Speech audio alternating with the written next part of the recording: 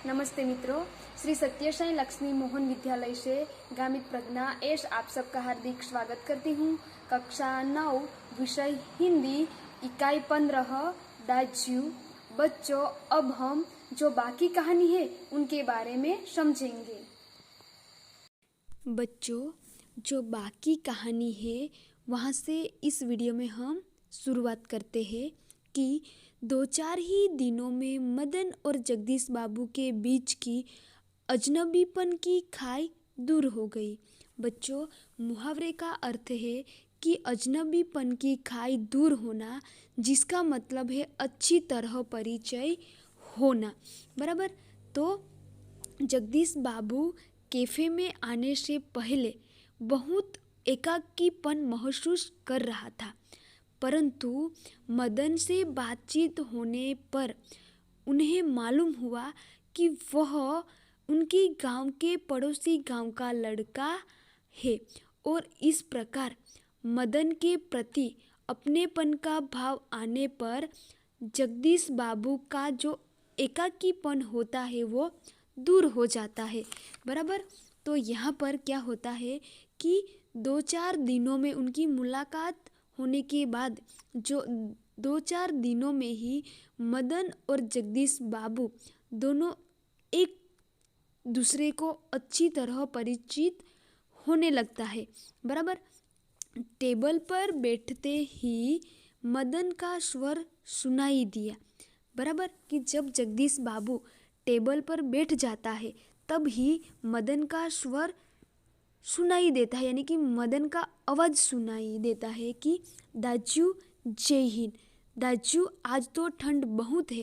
बराबर। यहाँ पर जगदीश बाबू को मदन अपना बड़ा भाई समझता है और इसलिए उसे दाजू कहता है। बराबर। तो दाजू, आज तो ठंड बहुत है। दाजू, क्या यहाँ भी व्यू हिम पड़ेगा? बराबर। कौन पूछता है? मदन। बराबर कि दाजू, यहाँ पर भी हिम पड़ेगा? दाजू, आपने तो कल बहुत थोड़ा खाना खाया। तभी किसी ओर से बोई की आवाज़ पड़ती और मदन उस आवाज़ की प्रतिध्वनि के पहुंचने से पहले ही वहां पहुंच जाता। आर्डर लेकर फिर जाते जाते जगदीश बाबू से पूछता, दाजू कोई चीज़? बराबर। तो दाजू यानी कि जगदीश बाबू। बराबर। तो मदन को दूसरा ऑर्डर मिलता है। बराबर। और तभी मदन दूसरे ऑर्डर के लिए जाते हैं। फिर भी जाते जाते जगदीश बाबू से पूछते ही जाते हैं कि दाजू कोई आपको चीज़ चाहिए? पानी लाओ। लाया दाजू। शब्दों को उतनी ही आतुरता और लगन से दोहराता जितनी आतुरता से बहुत दिनों के बाद मिलने पर भी माँ अपने बेटों को चूमती है। बराबर। तो जब दाजू मदन को पानी लाओ जैसा ऑर्डर देता है तब भी मदन इतनी आतुरता और लगन से बराबर दोहराता जितनी आतुरता से बहुत दिनों के बाद अपनी माँ अपने बेटे को मिलने से माँ बेटे को चूमती है। बराबर। इतनी आतुरता से वो मदन दाजू का काम करता है। बराबर। कुछ दिनों बाद जगदीश बाबू का एकाकीपन दूर हो गया। उन्हें अब चौक कैफे ही नहीं, सारा शहर अपनेपन के रंग में रंगा सा लगने लगा। बच्चों, यहाँ पर भी मुहावरे का अर्थ है कि अपनेपन के रंग में रंगना, यानी कि बहुत घनिष्ठता हो जाना। बराबर। तो यहाँ पर अब जगदीश बाबू को क्या लगने लगता है कि वहाँ के चौक कैफे वो सारा शहर अपना ही लगने लगता है। परंतु अब उन्हें यह बार बार दाजू कहलाना अच्छा नहीं लगता और यह मदन था कि दूसरी टेबल से भी दाजू, मदन इधर आओ। आया दाजू। बराबर। तो यहाँ पर अब क्या होता है कि जब मदन जगदीश बाबू को दाजू कहकर बुलाता है वो मदन को पसंद नहीं आने लगता, बराबर। और इसलिए जगदीश बाबू मदन को बुलाता है कि मदन इधर आओ, और मदन उत्तर देता है कि आया दाजू। दाजू शब्दों की आवृत्ति पर जगदीश बाबू के मध्यम वर्गीय संस्कार जाग उठे। अपनत्व की पतली डोरी अहम की तेज धार के आगे न टिक सकी। अहम यानी कि अहंकार, बराबर। तो यहाँ पर क्या हुआ कि मदन जगदीश बाबू को दाजू कहकर संबोधित करता है, बुलाता है, बराबर। वो जगदीश बाबू को पसंद नहीं है, बराबर। क्यों पसंद नहीं है?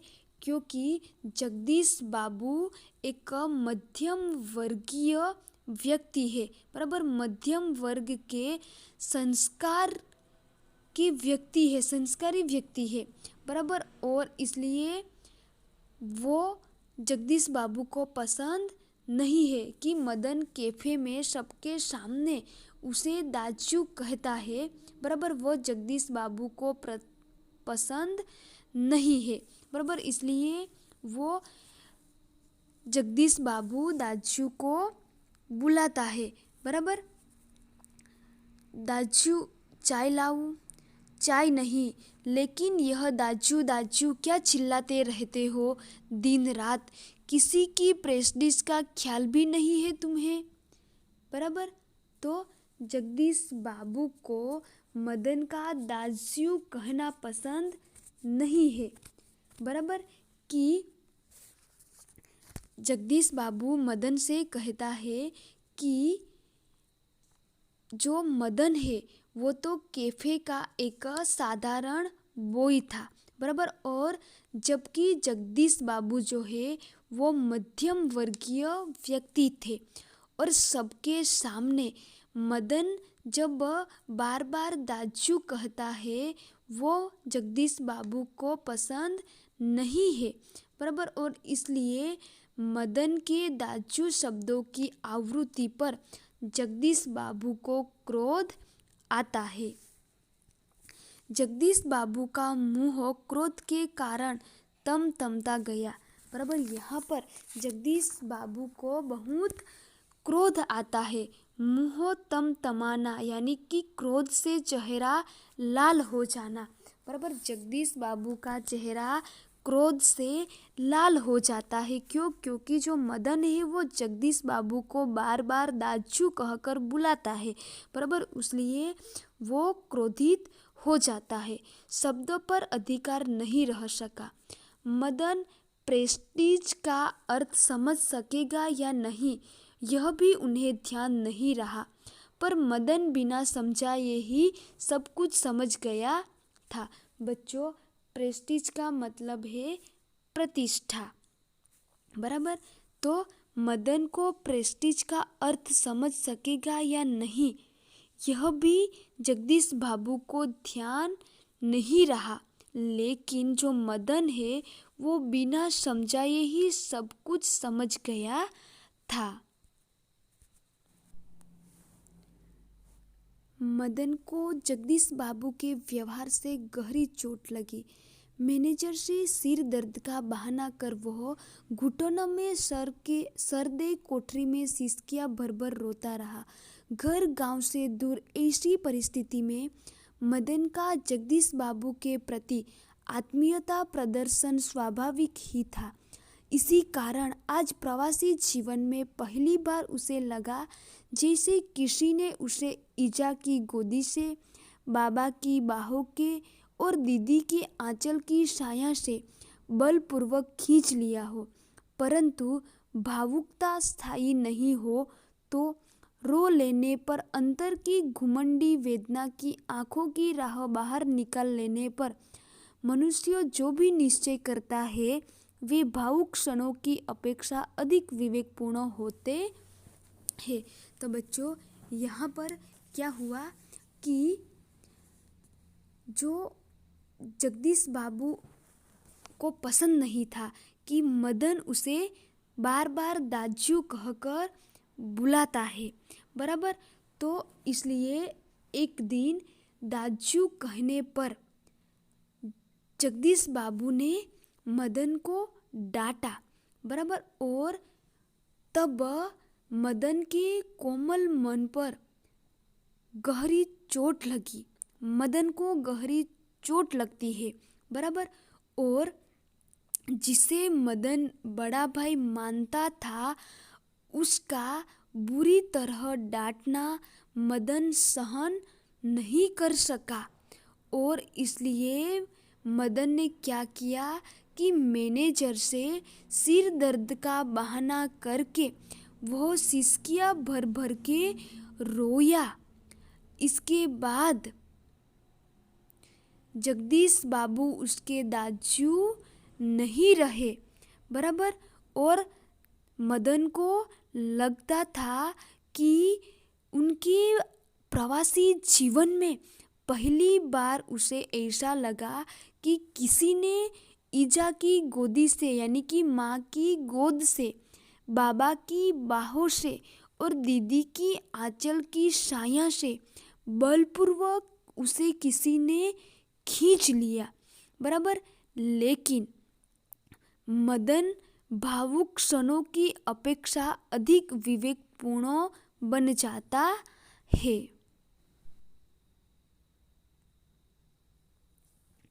मदन पूर्ववत काम करने लगा।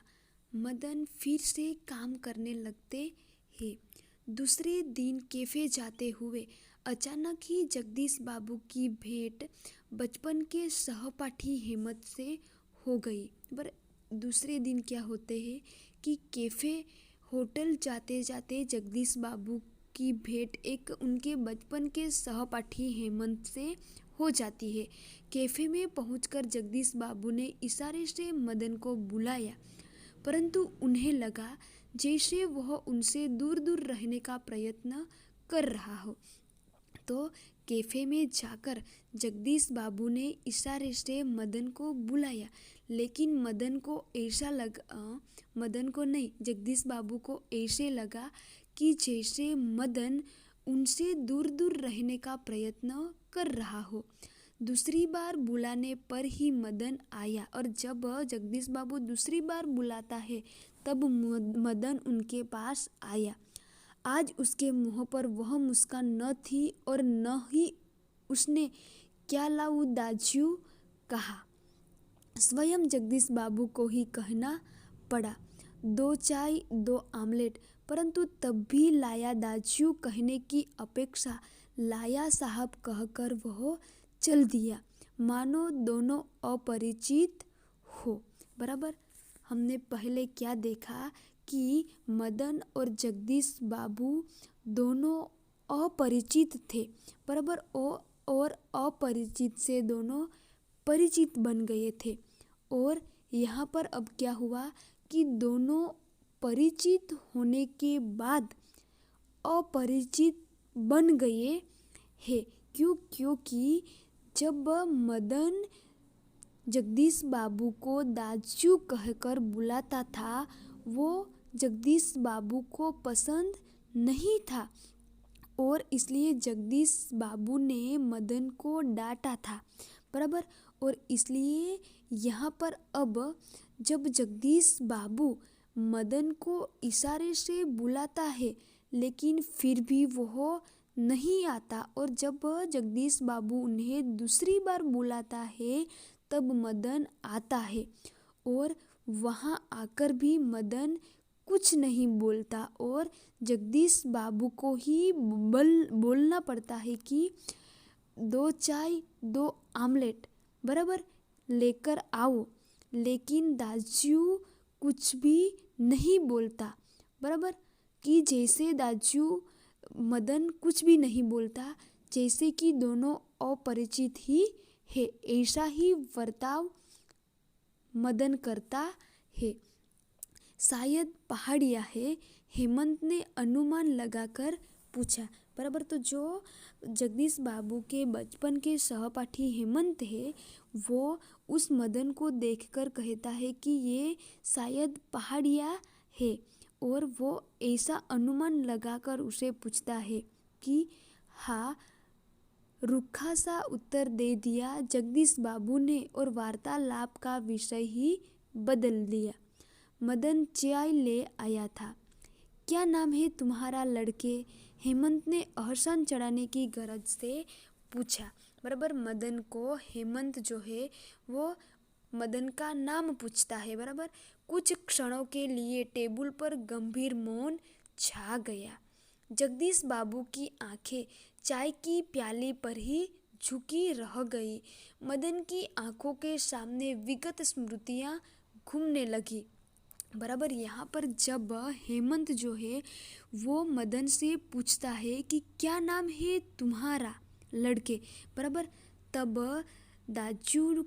तब मदन की आंखों में उनका जो विगत स्मृतियाँ, बराबर, सब कुछ मदन को याद आने लगता है। बराबर, कि जगदीश बाबू का एक दिन ऐसे ही नाम पूछना, फिर दाजू आपने तो कल थोड़ा ही खाया, और एक दिन किसी की प्रेस्टीज का ख्याल नहीं रहता तुम्हें, ये सब कुछ मदन को याद आने लगता है।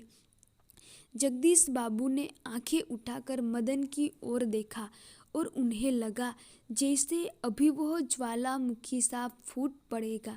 बराबर, और ऐसा प्रश्न जब हेमंत पूछता है, बराबर, तब मदन की आंखों में सब कुछ याद आने लगता है। बराबर, तो जगदीश बाबू अपनी आंखें उठाकर मदन की ओर देखता है। तब जगदीश बाबू को क्या लगता है कि ज्वालामुखी सा फूट पड़ेगा। बराबर, मुहावरे का अर्थ है कि ज्वालामुखी सा फाटना, यानी कि अत्यंत क्रोध में बोलना। बराबर, तो जगदीश बाबू को लगता है कि मदन अब बहुत क्रोध में कुछ बोलेगा। हेमंत ने आग्रह के स्वर में दोहराया, क्या नाम है तुम्हारा? तब वह मदन क्या उत्तर देता है? वो कहते हैं साहब मुझे। संक्षिप्त सा उत्तर देकर वह मुड़ गया। आवेश में उसका चेहरा लाल होकर और भी अधिक सुंदर हो गया था। बच्चों, आशा रखती हूँ कि दास्यू कहानी आपको अच्छी तरह समझ में आ गई होंगी। धन्यवाद।